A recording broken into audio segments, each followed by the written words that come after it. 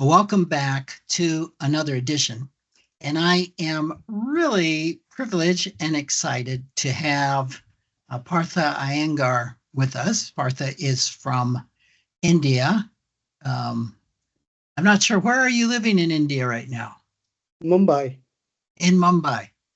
So Yes.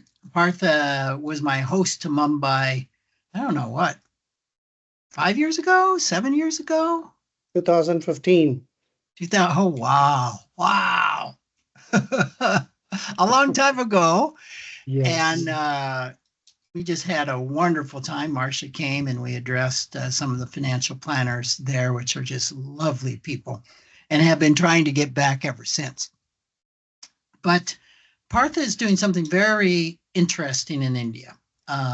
In what I understand and have observed, Partha was probably one of the first financial planners to bring life planning, which is the intersection of emotions and money, to India. So he's very much a pioneer there. And he's just been doing some incredible work in this area. So, Partha, welcome, and just maybe tell everybody a little bit about your history and how you've gotten to be where you are.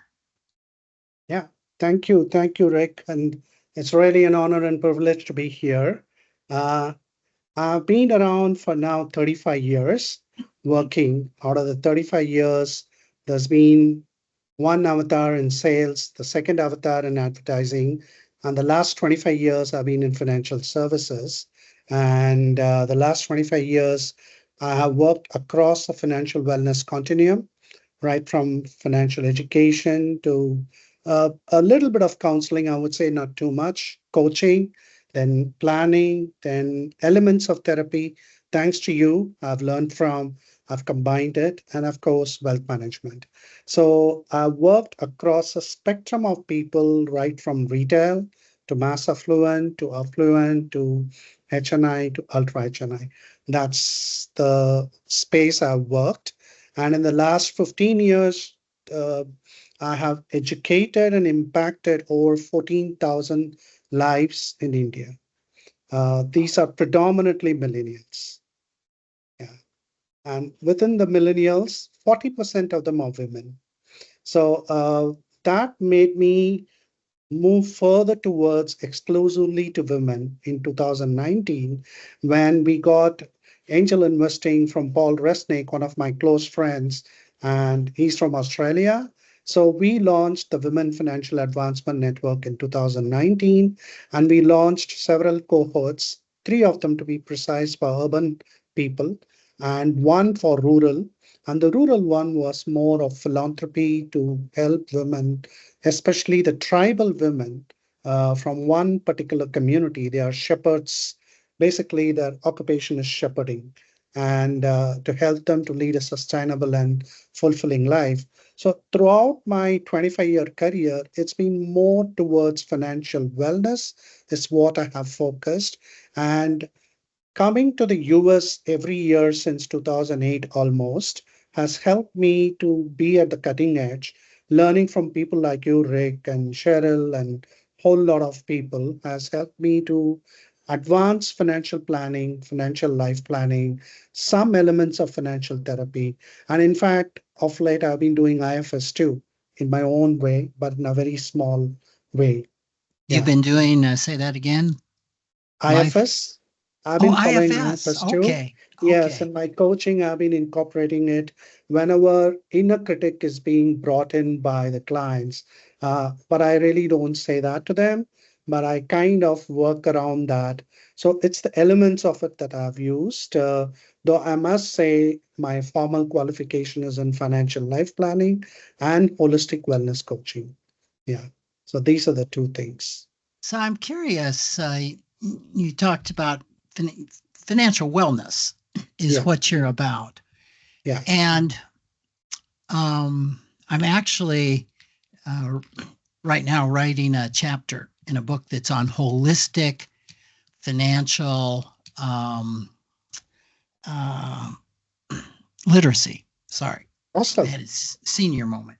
And what struck me is in this particular book with their suggested chapters, there was nothing about the emotional.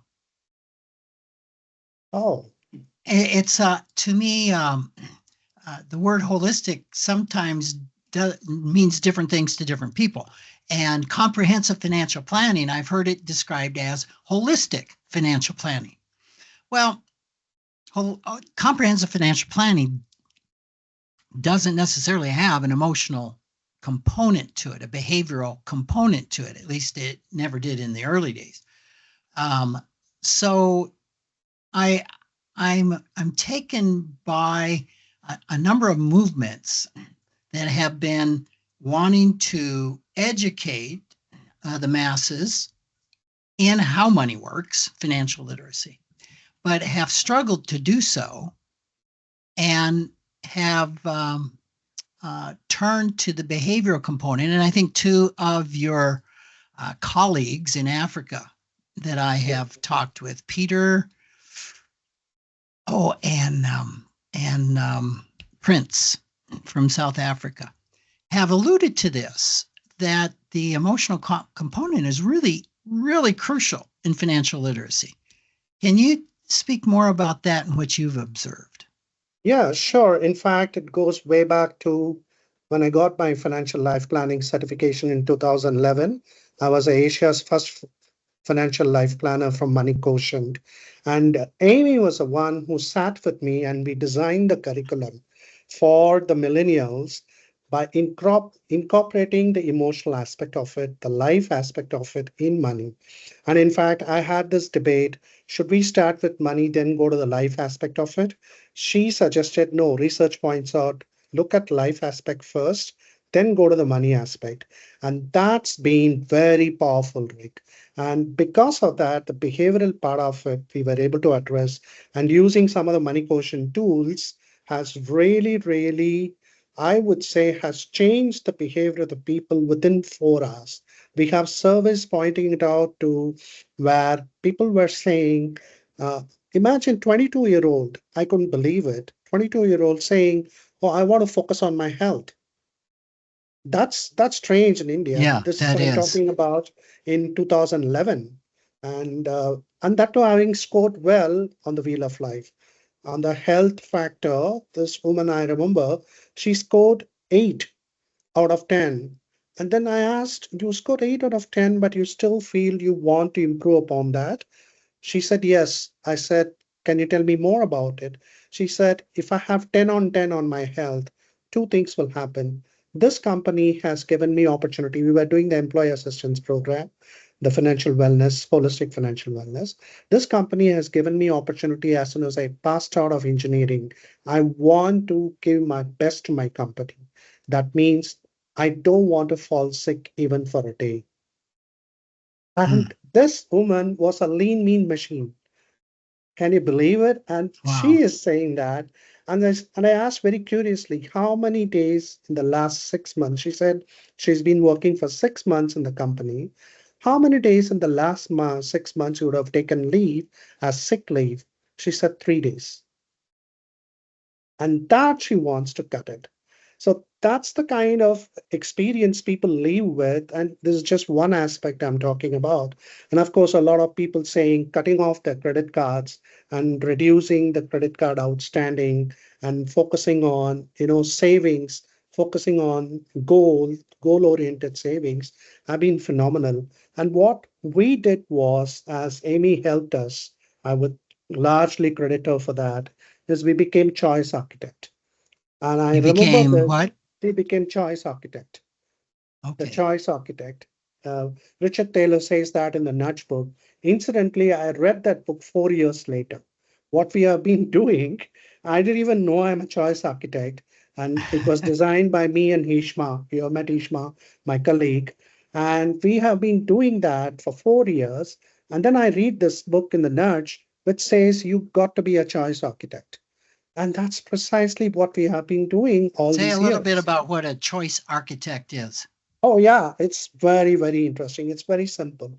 Just imagine a scenery. Suppose there is a buffet that that is kept in a hotel and you are attending a conference, let's say. Okay. Now just imagine there are two scenarios that's presented to you. In the first instance, all the desserts and all the junk food are kept in the queue in the first instance, the very first four plates, and then follows later the healthy stuff. Okay. And what will be the behavior? Whereas change that scenery by keeping all the healthy stuff and then keep the junk food and the desserts last. And this was a research done in Chicago schools in the book that Richard Taylor had written, where the researchers found out the reason for obesity among children was because the food, the junk food and unhealthy food was kept right in the front of the counter. What if we could just change the scenery by keeping healthy stuff, but also give the option to have that unhealthy food? Because you're not taking away the choice. You're only a choice architect by facilitating changing the scenery in such a way that let the people decide. And that's what we have been doing in the programs by being facilitators, giving them tools, giving them choices, giving them choices to have their inner voice brought out and have those conversations openly with no judgment and a safe space. So how And do you that, do that? How do you do the choice architecture around money in your programs or training? yeah, so we design the program in such a way. We have several modules where we bring in exercises, where we bring in video, where we bring in audio, and because people have different learning styles, right? Some people could be visual, some people could be auditory, some people could be kinesthetic. If we have to go only in one monotonous PowerPoint way, people are not going to get it. And what is the outcome we are expecting in a workshop? That they at least take two key takeaways and implement one action plan immediately. And when we did this by designing the program in such a way where it suits everyone, some of them are visual, some of them are auditory, some of them are kinesthetic, by using video, audio, text, as well as exercises where they can do and work together in pairs, we found out the effectiveness was mind blowing and the retention rate was very, very high. That's fascinating in that. So, what um, what type of progress have you seen in the um, sessions and workshops you've had where you're blending the behavioral? I thought that was really interesting when Amy told you to start with the lifestyle and Yes. then move to the money. Yeah. Yeah. Um, so I'm reframing that and saying, well, start with the behavioral aspects, start with the Yes. emotional aspects, and then Yes. move to the dollars and cents. Yes. Yes. Why is that so effective? Why have you seen that being more effective than starting with the money? It's very simple. If you look at it, we as humans are wired, you know it better than me, being a pioneer, is that we don't get really motivated by numbers. It's the emotions that's attached to it is what motivates people. And that is where the life aspect comes. And when people talk about their goals, their dreams, they get very passionate about it because it's all about emotions. For example, one of the conferences I attended a few days ago was based on behavioral. One of them took it. It's Ajit Menon. You would be knowing him. You met him in DSP when you did the conference. Uh, so he was taking a session on why people refuse to put money for retirement. A very simple thing is the future self does not want to see themselves. The present self rather would not want to see the future self and do not want to save for it. And whereas if you put visually something, for example, in his own case, he took it, which I found very interesting. Uh, I want to dance in my granddaughter's wedding. That's my goal. And the byproduct of it is retirement. Byproduct of it is financial security. Byproduct of it is financial independence. Byproduct of it is wealth creation. Byproduct is financial freedom. All of that are coming in, but the one powerful goal visually put across with him dancing with his granddaughter in the wedding got him motivated to actually put more money, even though he has been in financial services. That So, is fascinating. yeah, Um, and to your point, simple and yet so powerful yeah, um, that I've never considered it in that frame. I've often said, well, it's whatever decision has the most emotional juice wins. So while one person um, has a problem saving now because they want to do the vacation, well, the vacation and sitting on the beach maybe and the wind and sun has way yes, more juice yep, than putting money in this account over there wherever yeah, it goes, it's a black hole. But yeah, if putting that money in that black hole can bring up the vision, in this case of dancing at your granddaughter's wedding, wow, that's the juice, right? yes, absolutely. And also, there was a study done in rural India by a professor called Dilip Soman from University of Toronto. He comes every year to India. He comes to rural Maharashtra, a rural part of the region in India, which is far away from Mumbai. The experiment he did was mind blowing, Rick. So he asked the villagers to come. He didn't say anything. Okay, he gave the envelope. He said, put whatever money you can save. And they were getting paid every day. There is a scheme floated by the government where you do work.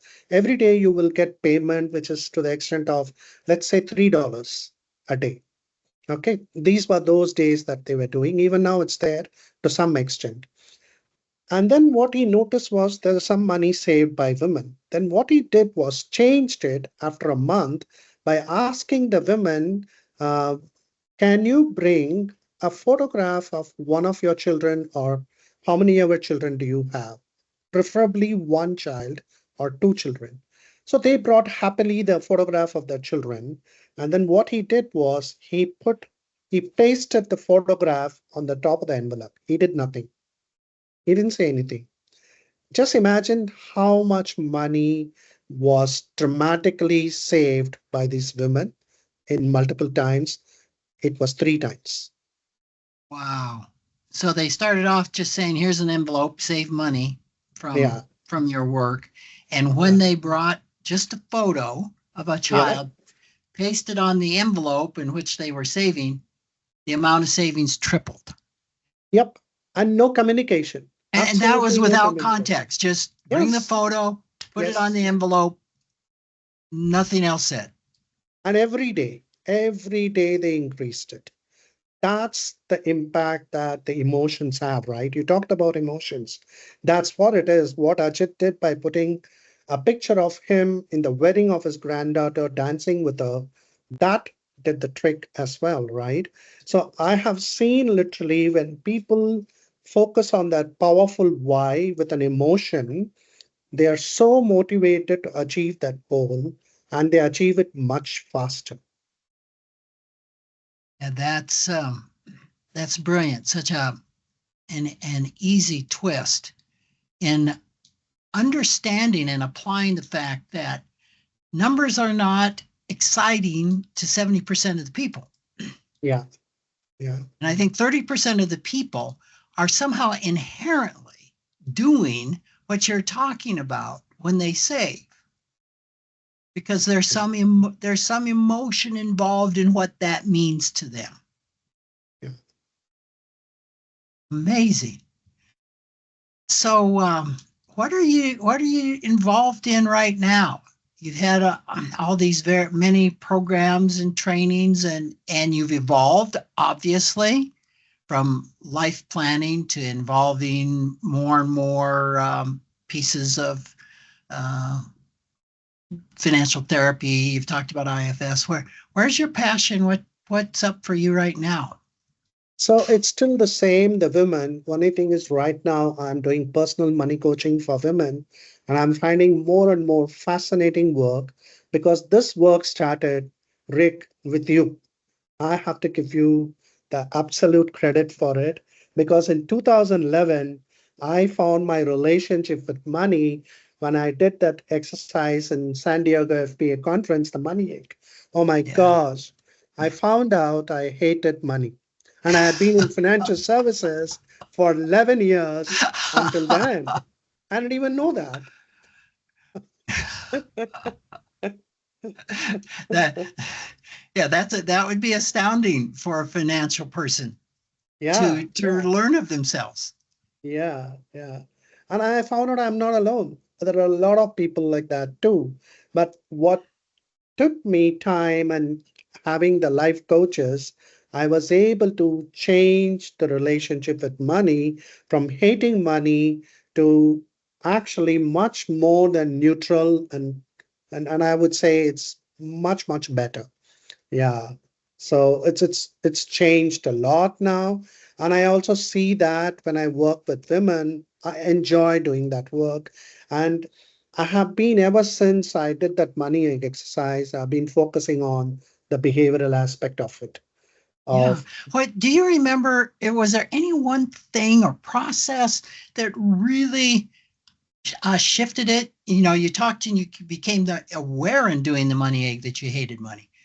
What was that shift that has really perpetuated you into having a good relationship with money? no, that's what. So the one aha moment came actually 1 year ago. If you can give me a few minutes, I can share this mind-blowing narrative this is. When I was a small kid, when I was going to school, I was walking 45 minutes one way because my parents couldn't afford to get a bicycle for me or they couldn't send me by any other transportation.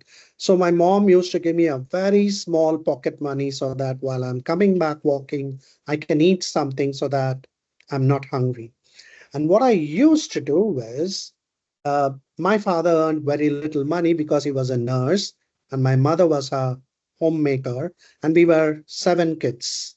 So the money was very, very little. And what I realized was if I have to save some money, I will not get enough money next day. I would rather blow it up. So whatever money was given, I will eat it up literally with whatever food I can buy in the restaurant. And when my mother asked the next day, okay, do you have some money left? I would say no, I don't have. And that script have been carrying till last 2 years. Even when I buy groceries and I take, let's say, $10, I will blow up all when it's not needed. I will have a checklist, but I will still blow it up. And then that aha moment came. Oh my gosh, I've been carrying the script that, that scarcity is there in my family. My family is poor and I want to blow it up. I could have been the other way around, right? Oh, money is less. I could save, I could be prudent, but I acted the other way. And that's why every time I earned money for most part of my life, I actually blew it up because I was thinking either I don't have or somebody might ask. There are instances where people have asked money and I couldn't say no. So what I would change the script is, okay, I will spend the money so nobody can ask me. I'm a good guy. I don't have the money. So that few two scripts were so strong that took me so long to change. And thanks to you, you started that foundation for me. That is so powerful.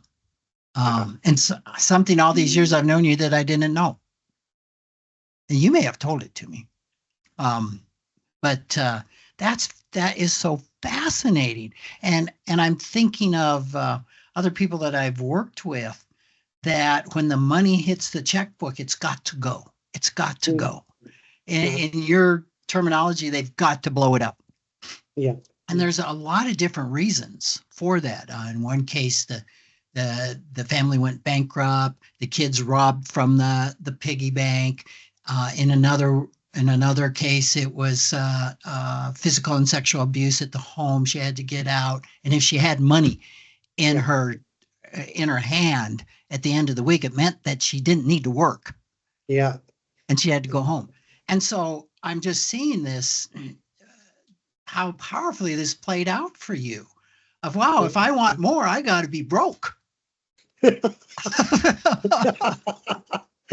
Yeah, you could say that. And it's to the point, which is kind of the theme of this podcast, is it's not just about the money. That every financial behavior makes perfect sense when we understand the underlying money scripts and story. And what a powerful story! Wow. And I also found out something very interesting, Rick. Indian women, most of them score on money worship and clones money script above 4. But there is a contradiction there. None of the money worship components are actually present in them. It's fascinating. Women after women in India, when I ask them to do that, on the money worship, they score above 4, but none of the components within that really ascribe to them as worshiping money.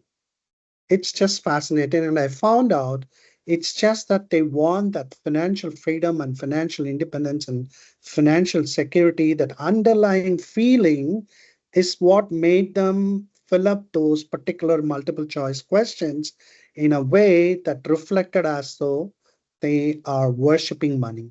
But the fact is, they are not. It's very interesting, actually. Yeah, the basis of money worship is more money will make things better. Yeah. And I think that's true, that a person would not necessarily see them as worshiping money. And yet, and for a subset of people, more money will make things better. But sometimes that doesn't turn off, just like Yeah. frugality doesn't turn off. Yeah. Partha, Yes. where can people go to learn a little bit more about you? Oh, they can just go to my site, parthayengar.com. And Iyengar is spelled Iyengar. parthayengar.com. Yes. Excellent. And they can learn more about you and how to maybe be a partner in helping your mission. Yep. Absolutely. Anytime.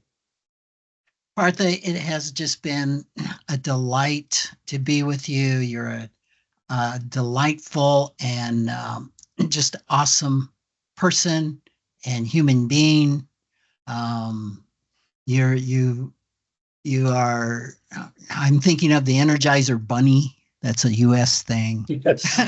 Yes, I am. Yeah, I do just, agree. You just keep going Yes. and going, Yes. and you Yes. have such a big heart and so much passion.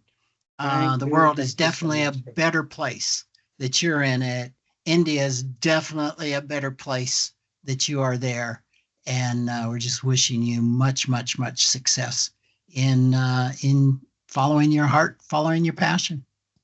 Thank you so much, Rick. It was such a beautiful conversation. We had fun together, and I could share whatever I can with absolutely no holds barred. What was a brave space you gave me to share it. Thank you so much. And once again, an honor and privilege to be with you. Yes. Thank you so much, Partha. Thank you. Thank you so much, Rick. Bye bye.